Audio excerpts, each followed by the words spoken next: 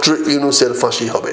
Doctor Yunus উনি রাষ্ট্রকে ধোঁকা দিয়ে এই বিপ্লবটাকে উনি ওনার পক্ষে ছিনিয়ে নিয়ে গেছেন। আপনি জানেন বাইডেন প্রশাসন বাংলাদেশে চেঞ্জ রিজিমের নামে $29 মিলিয়ন বিনিয়োগ করেছিল। এই ডক্টর ইউনূস বাইডেন প্রশাসনের একজন প্রিয় ব্যক্তি এবং তাদের একজন লেসপেন্সার বলা যেতে পারে। অর্থাৎ প্রমাণিত হয়েছে উনি সবকিছু পিছনে থেকে কড়িকাঠ বা কলকাঠি নেড়েছেন এবং নেড়ে উনি এই যে $29 মিলিয়ন মাধ্যমে উনি বিভিন্ন লোককে, তার মধ্যে অনেকে বলে আসিফ নজরুল আছে, আরো অনেকে আছে, তাদের মাধ্যমে সে টাকাগুলা বিভিন্ন জায়গায় বিলিয়েছে। সাধারণ ছাত্রদের এগুলো বুঝতো না। দেখতে পরে জানতে পারলাম যে বিপ্লবটার পিছনে, এই তথাকথিত আন্দোলনের পিছনে বা এই আন্দোলনটির পিছনে আমেরিকার $29 মিলিয়ন ইনভেস্টমেন্ট আছে। তার মানে যারা এটার সঙ্গে সম্পৃক্ত তারা প্রত্যক্ষ বা পরোক্ষভাবে ভাড়াটিয়া হিসেবে কাজ করেছে এবং এই ভাড়াটিয়ার মূল নেতা দেখা গেল ডক্টর ইউনূস। অর্থাৎ ডক্টর ইউনূস ছিল এই প্রজেক্ট ম্যানেজার।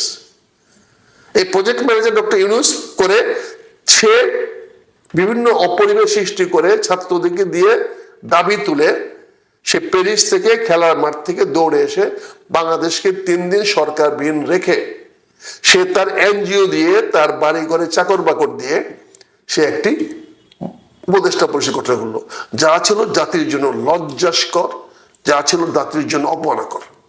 কারণ এমন অনেক উপদেষ্টা দিয়ে আমরা দেখেছি যাদের ন্যূনতম যোগ্যতা নাই রাষ্ট্রের কোনো কাজ করার, অথচ তার কোম্পানির কর্মচারী হিসাবে, কর্মকর্তা হিসাবে তাদেরকে নিয়োগ দেওয়া হয়েছে। এটা করেছে ইউনূস তার ব্যক্তিগত প্রচেষ্টা। এখানে রাষ্ট্রপতি সাহেব আজকে যে ইন্টারভিউটা দিয়েছেন, আমি ওনাকে পাল্টা প্রশ্ন করতে চাই, তাহলে তুমি এত কথা বলার যদি সুযোগ থাকে, এত কথা যদি আপনার মনের মধ্যে থাকে, এত যদি আপনার মরার শখ থাকে, এত যদি আজকে বলেন আমি মৃত্যুর প্রহর গুনছিলাম, আমি মৃত্যু হবে তোমার পথ চাবো না, তাহলে সেদিন আপনি অবৈধভাবে ডক্টর ইউনূসকে শপথ করালেন কেন? কেন সেদিন আপনি অবৈধভাবে সংসদ ভেঙে দিলেন? কেন আপনি ডক্টর ইউনূসকে আপনার উপদেষ্টা, প্রধান উপদেষ্টা নিয়োগ দিলেন? সেদিন আপনার মেরুদণ্ড কোথায় ছিল? আজকে যে ভদ্রলোক, যে রাজনৈতিক দল পিছনে থেকে আপনাকে সহযোগিতা করেছে, সহায়তা করেছে, আজকে যে কোনো কারণে হোক তাদের নাম প্রকাশ করে দিয়ে আপনি কি তাদেরকে বেকায়দায় ফেলে দিলেন না? শাহাবুদ্দিন সাহেবের পিছনে অবস্থান নেওয়া, রাষ্ট্রপতির পিছনে অবস্থান নেওয়া, ইউনূস ক্ষমতা গ্রহণ করার পরবর্তী পর্যায়ে এটা বিএনপি মেনে নিতে পারে না। বিএনপি কখনোই রাষ্ট্রপতিকে সরাতে পারে না। তাহলে সাংবিধানিক যে শূন্যতা সৃষ্টি হবে, সেটার সুযোগ ডক্টর ইউনূস নেবে। ইতিমধ্যে ডক্টর ইউনূস প্রমাণ করে দিয়েছে প্রথম 1 সপ্তাহের মধ্যে সে বিএনপির প্রতি কি বলে এটাকে, বিএনপির প্রতি সে লয়াল না। অর্থাৎ সে বিএনপিকেও সে ঘায়েল করার জন্য তার পরবর্তী পরিকল্পনা শুরু করে দিয়েছিল। ফলে বিএনপি তার অস্তিত্বের প্রয়োজন, সেদিন এটা আমিও সমর্থন করেছি, যেহেতু আমি তখন বিএনপি করতাম। এখনো মনে করি সেটা বিএনপি একটা সঠিক এবং স্মার্ট সিদ্ধান্ত ছিল যে রাষ্ট্রপতির পক্ষ অবলম্বন করা, রাজনৈতিক পরিপক্কতার পরিচয়, রাজনৈতিক পরিপক্কতার পরিচয় দিয়ে সেই সঙ্গে সঙ্গে সশস্ত্র বাহিনীও রাষ্ট্রপতির পক্ষ নিয়েছে। কিন্তু রাষ্ট্রপতি মহোদয় এটা আজকে প্রকাশ করা ঠিক হয় নাই। উনি বলছেন 33টি অর্ডিন্যান্স হয়েছে, উনি দস্তখত করেন নাই অনেকগুলোতে। তাহলে সেগুলো কি করে হলো? রাষ্ট্রপতি যদি দস্তখত না করে তাহলে সেটি অবৈধ, উনি তো সেটা বলা উচিত। তাহলে এই অবৈধ পদ্ধতি যদি রাষ্ট্র পরিচালনা করা হয়েছে, তার দায় দায়িত্ব ডক্টর ইউনূসকে তো নিতে হবে। কিন্তু আজকে রাষ্ট্রটাকে উনি কি আবার নতুন করে একটা সমস্যার দিকে ঠেলে দিতে চাচ্ছেন কিনা আমি জানি না। তবে উনার এই ইন্টারভিউটা পড়ে, সাক্ষাৎকারটা পড়ে আমার কাছে 3টি প্রশ্ন প্রকট হয়েছে। 1 নম্বর, তিনি কি বর্তমান নির্বাচনটাকে প্রশ্নবিদ্ধ করতে চান? আগে এটা এক্সপ্লেনেশন করি আগে প্লিজ। কারণ প্রশ্নবিদ্ধ যদি না করতে চান, তাহলে তিনি কেন বলছেন যে আমি জীবন দিব তবু আমি পদ ছাড়বো না? তাহলে ওনার কাছে কি শেখ হাসিনার সংসদ ভেঙে দেওয়ার পত্রটি আছে? উনি কি সেটা দেখাতে পারবেন? তিনি কি প্রধান বিচারপতিদের কাছে বা বিচারপতির কাছে বা অ্যাপিলেট ডিভিশনে একটা মতামত দেওয়ার জন্য কোনো চিঠি দিয়েছেন? এই দুইটি কাজ যদি নেগেটিভ হয়, নেতিবাচক হয়, তাহলে তো এই নির্বাচন অবৈধ হয়ে যায়। এই বর্তমান নির্বাচন এবং বর্তমান সরকার প্রশ্নবিদ্ধ হয়ে যায়। এখানে কি কোনো গভীর ষড়যন্ত্র কাজ করছে? এটি আমাদেরকে দেখতে হবে। 2 নম্বর, উনি যে সাক্ষাৎকারটি দিয়েছেন সেই সাক্ষাৎকারটির দায়িত্ব কি উনি গ্রহণ করবেন? তিনি যদি আবার আগামীকালকে বলেন যে আমাকে রাষ্ট্রপতি রাখা হবে, এই আশ্বাস দেওয়াতে আমি এগুলো বলেছি, তার মানে কি উনি রাষ্ট্রপতি থাকতে চান? কারণ উনি যদি পদত্যাগ না করেন তাহলে তো রাষ্ট্রপতির পদ শূন্য হয় না। রাষ্ট্রপতি পদ শূন্য না হলে আগামী 3, 4, 5 বছরের মধ্যে রাষ্ট্রপতি নিয়োগ করার কোনো সুযোগ নাই। আমাদেরকে আরো 4 বছর অপেক্ষা করতে হবে। তাহলে কি আমাদেরকে সেটা এখন মেনে নেওয়ার কোনো সুযোগ আছে? এই রাষ্ট্রপতিকে তো পদত্যাগ করতে হবে। আর যদি উনি পদত্যাগ না করেন, থাকতে চান, তাহলে কি আরেকটি সমস্যা তৈরি হবে না? 3 নম্বর, ওনার এই সাক্ষাৎকারটি দেওয়া কি আদৌ প্রয়োজন ছিল? উনি প্রধান বিচারপতির সঙ্গে কে কি আলোচনা করেছে সেইটি উনি জেনে যাচ্ছেন।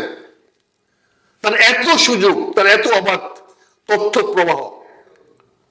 উনি বলেছেন যে প্রধান বিচারপতির সঙ্গে কি আলোচনা হচ্ছে তিনি জেনে গেছেন, কারণ তিনি আইনের লোক। তার মানে প্রধান বিচারপতির ওই মুহূর্তে যারা আলোচনা করেছে তাদের ভিতরে ওনার কোন লোক ছিল নিশ্চয়ই, অথবা প্রধান বিচারপতি তার প্রতি লয়াল ছিল বা তার সঙ্গে কোন রকম সম্পর্ক ছিল। এই সকল সমস্যাগুলোর বা প্রশ্নগুলোর উত্তর তো আমাদেরকে খুঁজতে হবে। আজকে এটি সরকার প্রতিষ্ঠিত হয়েছে,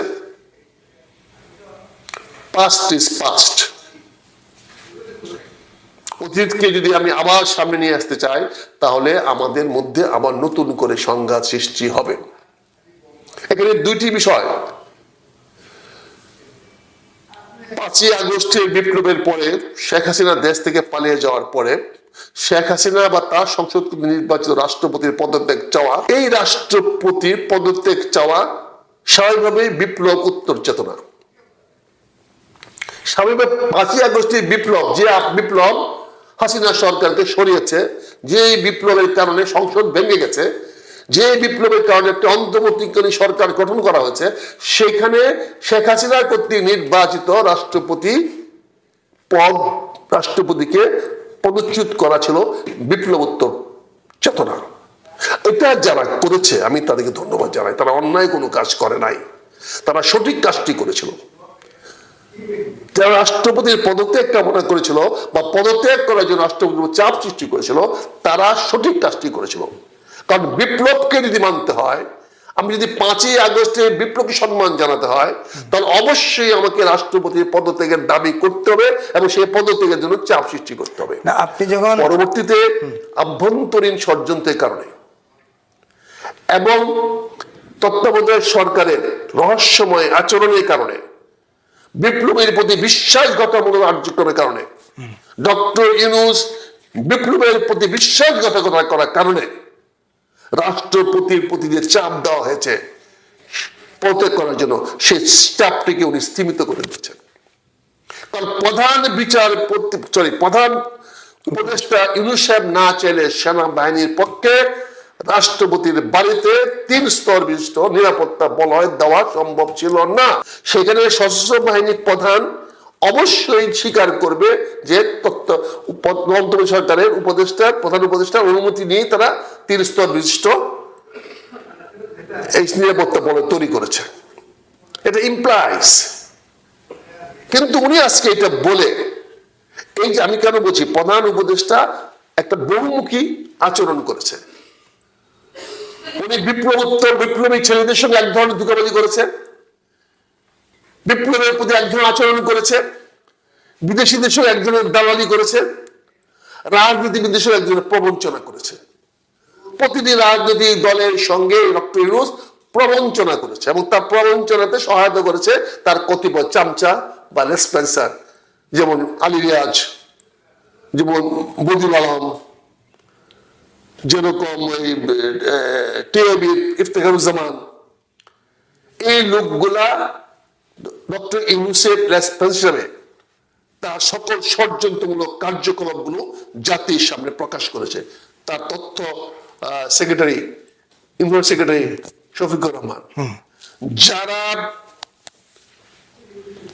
ডক্টর ইউনূসের সকল ষড়যন্ত্রমূলক এবং রাষ্ট্রদ্রোহী দেশদ্রোহী কার্যকলাপকে জনগণের সামনে বলিদান দেওয়ার জন্য প্রচার চালিয়েছে, কিন্তু জনগণ সেটা মেনে নেয় নাই। তারা বিপ্লবকে বিভ্রান্ত করেছে, বিপ্লবী কর্মকাণ্ডকে মব জাস্টিস বলে তারা জাস্টিফাই করার চেষ্টা করছে।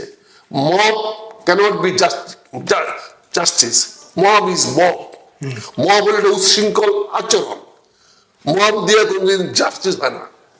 কাজে মব জাস্টিস শব্দটা যারা প্রচারণা করেছে, এস্টাবলিশ করেছে, তারাও কালপ্রিট। এবং বিভিন্ন পত্র পত্রিকার অফিস পুরানো হয়েছে, বিভিন্ন বাড়িঘর পুরানো হয়েছে, বিভিন্ন ঐতিহাসিক অবস্থান পুরানো হয়েছে। এইগুলা করা হয়েছে এক ধরনের কি বলবো সরাসরি অন্তর্বর্তীকালীন সরকারের প্ররোচনা এবং আশকারায়, যেটির দায় দায়িত্ব ডক্টর ইউনূস এড়াতে পারবেন না। আজকে ডক্টর ইউনূস গত 18 মাসে শেখ হাসিনার ফাঁসি কার্যকর করতে পারেন নাই। আল্লাহ না করুক এখন যেভাবে আওয়ামী লীগকে সুযোগ সুবিধা দেওয়া হচ্ছে, যেভাবে ভারতীয় দূতাবাস, ভারতীয় রাষ্ট্রদূত প্রণয় বর্মা পরিষ্কার বলেছে আমরা এই সরকারের সঙ্গে নতুন সম্পর্ক করতে চাই, সে কিন্তু পুরনো সম্পর্ক ঝাড়াই করার কথা বলে নাই। সে বলতে বলতে আমাদের সম্পর্ককে আরো জোরদার করতে চাই, সে বলে সে বলছে আমি নতুন সম্পর্ক নতুন করে করতে চাই। তার মানে শেখ হাসিনাকে ঠিক জায়গায় রেখে, তাদের পুরনো সম্পর্ক সঠিক রেখে তারা সম্পর্কটাকে নতুন মাত্রা দিতে যাচ্ছে। তো সেই মাত্রায় যদি শেখ হাসিনাকে আবার বাংলাদেশের রাজনীতিতে আসার সুযোগ করে দেওয়া হয়, যদি আবার শেখ হাসিনা ক্ষমতায় আসার সুযোগ পেয়ে যায় কোনো না কোনো ভাবে, তাহলে অনেকের কি হবে জানি না।